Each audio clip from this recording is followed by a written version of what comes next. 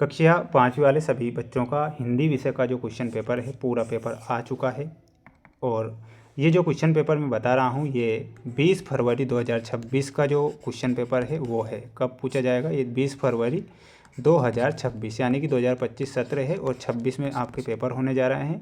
तो ये 20 फरवरी 2026 का हिंदी विषय का पूरा पेपर है जो आप सभी बच्चों को क्या करना है, याद कर लेना है। एक भी प्रश्न आपको छोड़ना नहीं है, क्योंकि यहाँ पर जो प्रश्न मैं आपको आज बता रहा हूँ ये परीक्षा में आएंगे। प्यारे विद्यार्थियों, भंवरे आकर धूम मचाते हैं। तो जो भंवरे होते हैं आपने नाम सुना होगा, वो कहाँ पर आकर धूम मचाते हैं? प्रश्न पूछा जाएगा कलियों के मुरझाने पर, कलियों के सूखने पर, कलियों के गिरने पर या कलियों के खिलने पर। प्यारे विद्यार्थियों, जो भंवरे होते हैं कलियों के खिलने पर क्या करते हैं? धूम मचाते हैं। तो इसमें आपको लिखना है ऑप्शन नंबर डी।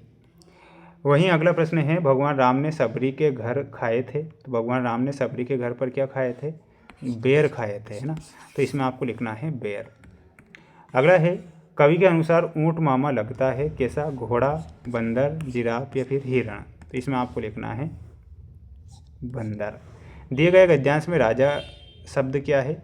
संज्ञा, विशेषण, सर्वनाम या फिर क्रिया। तो इसमें राजा क्या होता है? तो राजा शब्द होता है संज्ञा। ठीक है, तो संज्ञा आपको लिखना है। रिमझिम जल बरसाने वाले हैं। तो इसमें आपको बादल लिखना है, बादल सही होगा। सभी बच्चे चैनल को सब्सक्राइब जरूर करके रखें, क्योंकि आपको जो पेपर बता रहा हूँ ये पेपर परीक्षा में आएगा, इसलिए आप सभी बच्चे क्या कीजिएगा, इसे अच्छे से याद करें। सूर्य से हमें प्राप्त होता है, तो सूर्य से हमें क्या प्राप्त होगा? इसमें आपको लिखना है प्रकाश। क्या होगा? प्रकाश। रधिया तुम इन लड़कियों को क्यों नहीं भेजती? कहाँ पर? शाला में। तो बाबूजी ने क्या कहा था? शाला में। तो इसमें आपको लिखना है शाला में। मुझे तोड़ लेना वनमाली, उस पथ पर देना फेंक। तो इसमें आपको क्या लिखना है? वनमाली। वनमाली। जिस शब्द में पुरुष जाति का बोध हो उसे कहते हैं, तो उसे पुल्लिंग कहा जाता है। ये यहाँ पर ऑप्शन दिए गए हैं, तो इसमें आपको क्या लिखना है? पुल्लिंग। राजा शब्द है, तो राजा शब्द जो होता है, संज्ञा जो शब्द है वो क्या है? राजा शब्द है। तो इसमें आपको संज्ञा लिखना है।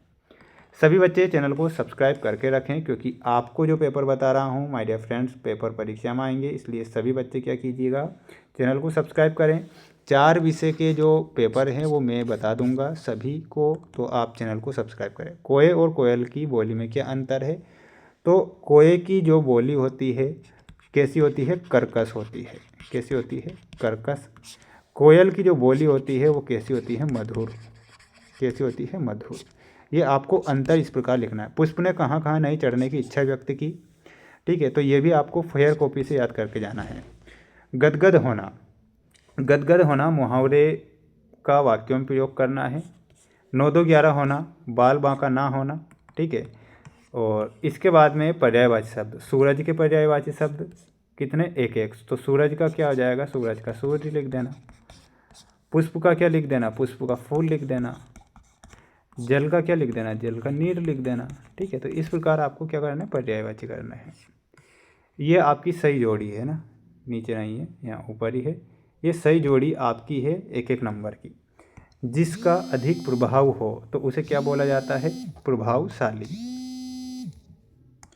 देखिएगा यहाँ पर जो क्वेश्चन है हमारा, जिसका अधिक प्रभाव हो तो उसे हम क्या बोलते हैं? प्रभावशाली बोलते हैं। जिसके पास बुद्धि है तो वो बुद्धिमान है। सेवा करने वाला है तो वो क्या हो जाएगा? सेवक हो जाएगा। तो इस प्रकार ये आपको जोड़ी मिला देना है। ठीक है, अगला क्वेश्चन देख लो। अगला क्वेश्चन ये है, एक गद्यांश दिया जाएगा। गद्यांश में अप्पू नाम किसका था? तो ये सारा का सारा यहाँ पर मिल जाएगा इस गद्यांश में ना, इनके आंसर इस गद्यांश में मिलेंगे। और अब देखिएगा, भारतीय सैनिकों के 3 गुण, जो हमारे भारत के जो सैनिक हैं उनके हमें 3 गुण लिखना है। रधिया की लड़कियों के नाम लिखना है। पेड़ हमारी जो किस तरह सेवा करते हैं। गौतम बुद्ध की वाणी कहाँ गूंजती है। ईश्वर चंद्र का जन्म कब और कहाँ पर हुआ था। तो ये प्रश्न भी आपकी परीक्षा में बन सकते हैं। ईदगाह में कौन सी दुकानें सजी थी। मेरा नया बचपन कविता की कवयित्री कौन है। पुष्पवनमाली से क्या कह रहा है। पंचमढ़ी किस लिए प्रसिद्ध।